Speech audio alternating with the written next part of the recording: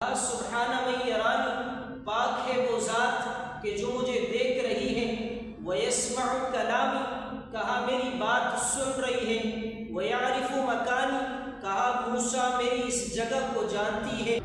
حضرت موسیٰ علیہ السلام کو اللہ تعالیٰ نے فرمایا کہ موسیٰ لاٹھی پتھر پر مارو۔ موسیٰ علیہ السلام نے لاٹھی پتھر پر ماری، پتھر دو ٹکڑے ہوئے۔ موسیٰ علیہ السلام کو پھر حکم ہوا کہ موسیٰ لاٹھی پتھر پر مارو۔ موسیٰ علیہ السلام لاٹھی پتھر پر مارتے، پتھر دو ٹکڑے ہوتے ہیں۔ موسیٰ علیہ السلام کو پھر حکم ہوتا ہے کہ موسیٰ لاٹھی پتھر پر مارو۔ موسیٰ علیہ السلام تیسری مرتبہ لاٹھی پتھر پر مارتے ہیں۔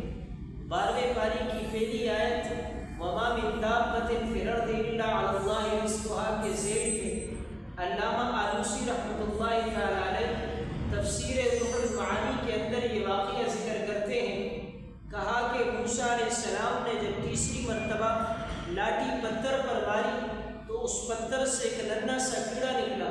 موسیٰ علیہ السلام کو حکم ہوا کہ موسیٰ کان نیچے کرو۔